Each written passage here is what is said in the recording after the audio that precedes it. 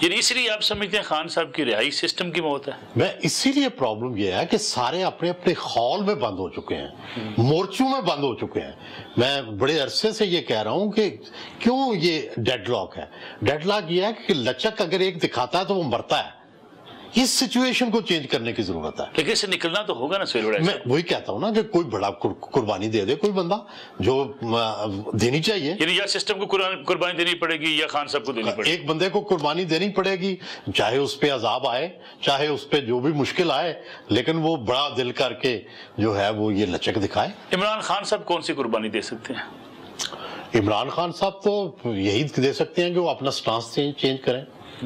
وہ اپنی آج تک جو کچھ کہتے رہے ہیں 9 مئی کے بارے میں، باقی جو چیزوں کے بارے میں، اپوزیشن کے بارے میں، وہ سب کو کرپٹ کہتے رہے ہیں. وہ تو سب کہتے رہے ہیں میں ان سے ہاتھ بھی نہیں ملاتا.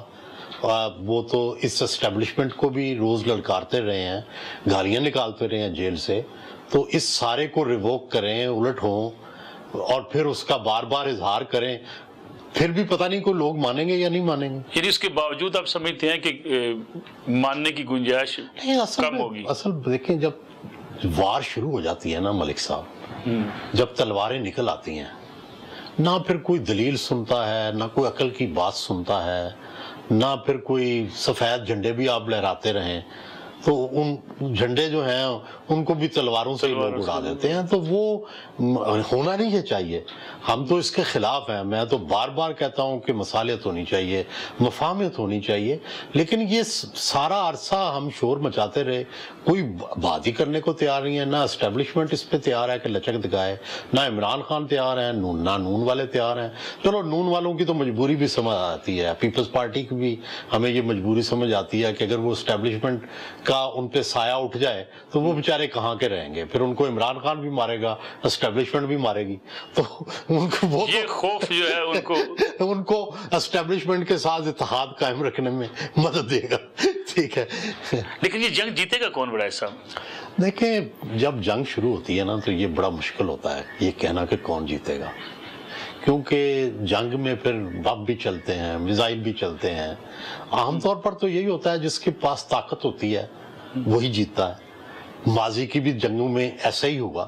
لیکن اس دفعہ کوئی معجزہ ہو جائے، کوئی ان کے پاس اسلحہ بارود کم ہو، کوئی ان کے پاس ٹینک کم پڑ جائیں، ان کے پاس سپاہ کم پڑ جائے، یا دوسری سپاہ اتنی زیادہ ہو جائے تو پھر ہو سکتا ہے رزلٹ مختلف آ جائے. لیکن وڑائچ صاحب اگر پچھلے 2 سال کی ہم دیکھیں سیاسی تاریخ کو، اس میں تو اب تک وننگ پوزیشن جو ہے وہ حکومت کی میں نظر آتی ہے، اسٹیبلشمنٹ کی نظر آتی ہے. عمران خان جیل میں ہیں، مقدمات کا سامنا کر رہے ہیں، ان کی پارٹی میں اس قدر جان بھی نہیں ہے کہ کوئی بڑا عوامی احتجاج کر نہیں. مورلی تو وہ جیت رہے ہیں نا جی، اخلاقی طور پر جیت رہے ہیں، سیاسی طور پر جیت رہے ہیں.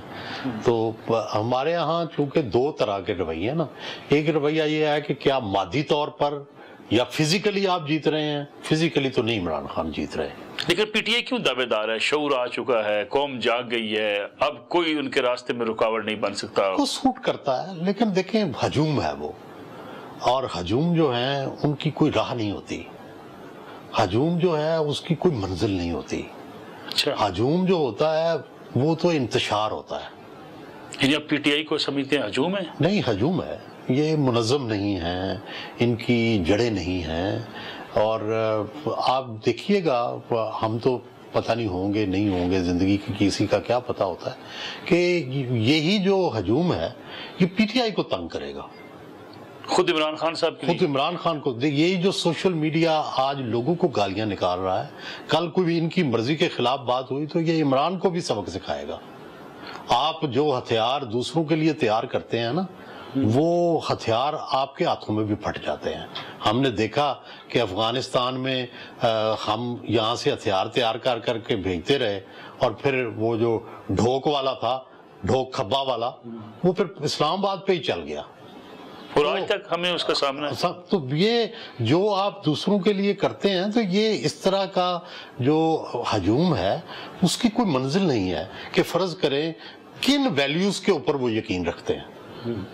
یہ دیکھنا ہے نا کہ ان کی شعوری تربیت کیا ڈیموکریٹک ہے، کیا ان کی شعوری تربیت جو ہے وہ اسلامک ہے، کیا ان کی شعوری تربیت لیفٹ کی ہے، کیا وہ کون سا نظام چاہتے ہیں.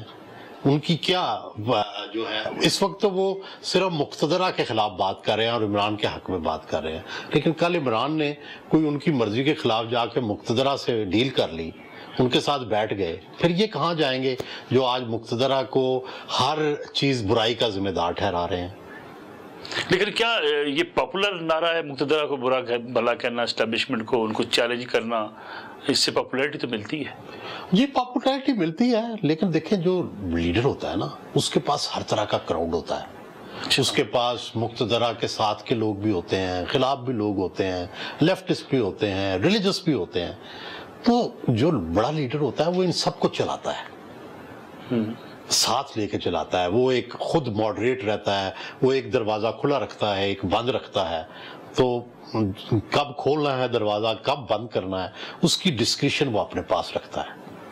بدقسمتی یہ ہو گئی ہوئی ہے کہ مجھے یہ لگتا ہے کہ ہم سب اب مختلف ہجوموں کے ہاتھوں محصور ہو چکے ہیں، یرغمالی بن چکے ہیں، اپنے اپنے ہجوم کے، سیاسی جماعتیں بھی کہ کوئی ان کے وہ جو مفاداتی گروہ ہیں انہوں نے ہمیں یرغمال بنایا ہوا ہے، کوئی لچک دکھانے کو تیار ہی نہیں ہے۔ نون کو پتا ہے ہم نے لچک دکھائی، سیاست بھی تباہ، مادی طور پر بھی شکست، ٹھیک ہے، اور پھر مشکلات بھی سامنے ہوگی آگے کو۔ پیپلز پارٹی کو پتا ہے ہماری سندھ حکومت بھی جاتی ہے، ہم کوئی اخلاقی سٹینڈ لے لیں تو ہمارے جو کانسٹیٹیوشنل ہم نے عہدے لیے ہوئے ہیں وہ بھی جاتے ہیں، اور ہماری سیاست بھی آگے پتہ نہیں پی ٹی آئی ہاتھ ملائے گی کہ نہیں، پی ٹی آئی تو ملا ہی نہیں رہی ہاتھ۔ تو یہ بند گلی ہے ہر طرف، آپ کسی کی بھی پوزیشن دیکھ رہے ہیں۔ عمران کا بھی یہی حال ہے، عمران یہ سمجھتا ہے کہ میں نے جا کے ہاتھ ملا لیا ان پارٹیوں سے، میں نے جا کے اسٹیبلشمنٹ سے صلح کر لی، تو ہو سکتا ہے میرے پیچھے جو ہجوم لگا ہوا ہے وہی مجھے چھوڑ جائے۔ لیکن محمود خان اچکزئی اور مولانا فضل الرحمان کے ساتھ ہاتھ ملانا کیا ان کی پارٹی نے قبول نہیں کر لیا؟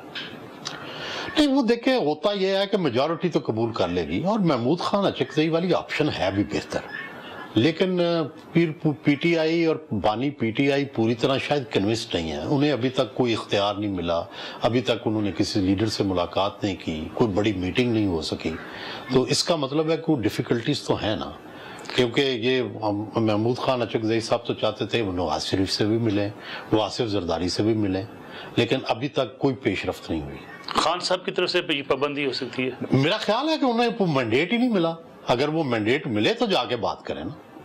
لیکن سہیل وڑائے صاحب اگر دیکھا جائے جتنا کچھ برا بھلا مولانا فضل الرحمان کو پی ٹی آئی نے کہا اور مولانا فضل الرحمان نے جو عمران خان صاحب کے بارے میں کہا، شاید ایسے الفاظ دہرائے جانے کے قابل بھی نہیں ہیں، لیکن اس کے باوجود ہم نے دیکھا جب بات چیت کا عمل شروع ہوا، مولانا فضل الرحمان سے ملاقاتیں شروع ہوئی، تو پی ٹی آئی کی وہی لیڈرشپ جو کہتی تھی کبھی ہاتھ نہیں ملانا چاہیے وہی تعریفوں میں لگ گئی۔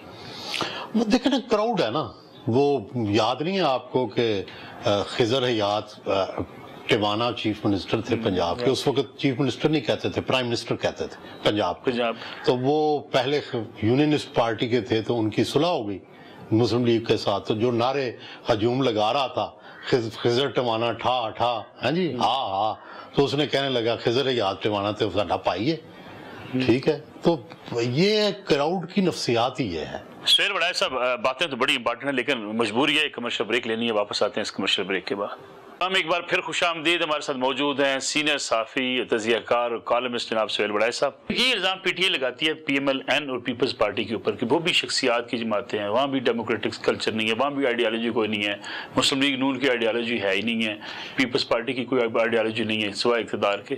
جب تک نہیں تھی ان کی تو ہم یہی کرٹیسزم کیا کرتے تھے جو آج عمران خان پہ کر رہے ہیں کہ نواز شریف نے جب اپنی پارٹی بنائی تو سوائے اینٹی بھٹو آئیڈیالوجی کے اس کی کوئی اپنی آئیڈیالوجی نہیں تھی، ایک فوج کا پیچھے ہاتھ تھا اور اینٹی بھٹو آئیڈیالوجی تھی، لیکن پھر جب اسحاق خان سے اختلاف ہوا ہے، فوج نے انہیں نکالا، تو ایک آئیڈیالوجی ڈیموکریٹک آئیڈیالوجی پہ آ گئے۔ اسی طرح پیپلز پارٹی جو ہے وہ پہلے بھٹو کی شخصیت تھی، لیکن بھٹو نے ڈیلیور کیا، 1973 کا آئین بنایا، لوگوں کی فلاح و بہبود کی، غریبوں میں گھر تقسیم کیے، یہ کیا وہ کیا، تو ان کی ایک فلسفی جو ہے وہ ایک نیریٹو جو ہے وہ سامنے آ گیا۔ تو جو پی ٹی آئی ہے اس کا جو نیریٹو ہے کہ وہ ابھی تک اس طرح سے نہیں بن سکا، کیونکہ اس کے اندر کانٹراڈکشنز ہیں۔ بظاہر تو وہ ایک ڈیموکریٹک پارٹی ہے، کانسٹیٹیوشن پہ بلیو کرتی ہے، لیکن عملی طور پر جب انہیں موقع ملا تو اس کی خلاف ورزیاں کیوں کی، اس کا کوئی جواب دینے کو تیار نہیں ہے۔ لیکن ہو سکتا ہے عمران خان صاحب اب جیل میں رہ کے سیکھ چکے ہوں، واپس آئیں تو ایک ڈیموکریٹک آدمی ہوں۔ جی بالکل، توقع یہی کرنی چاہیے، اور خوش ضرور یہ ہونا چاہیے، اچھا ہے پاکستان کے لیے، لیکن اس کا اظہار کرنا ضروری ہے۔ جب تک آپ پلیج نہیں کرتے، جب تک آپ اظہار نہیں کرتے، جب تک آپ شیئر نہیں کرتے، اس وقت تک میں اپنے گھر کے اندر بیٹھ کے جو بھی مالا جپتا رہوں، وہ اس کی آواز کہاں تک جائے گی؟ نہیں جائے گی۔ لیکن سہیل وڑائے صاحب، اگر دیکھا جائے اس جنگ میں جو ابھی عدالتی جنگ میں بھی کنورٹ ہو گئی ہے، عمران خان صاحب سمجھتے ہیں کہ انہیں ریلیف مل رہا ہے، ان کی پارٹی سمجھتی ہے ریلیف مل رہا ہے، 12 مقدمات میں ریلیف ملنا لاہور ہائی کورٹ سے کوئی چھوٹا بڑا معاملہ نہیں ہے،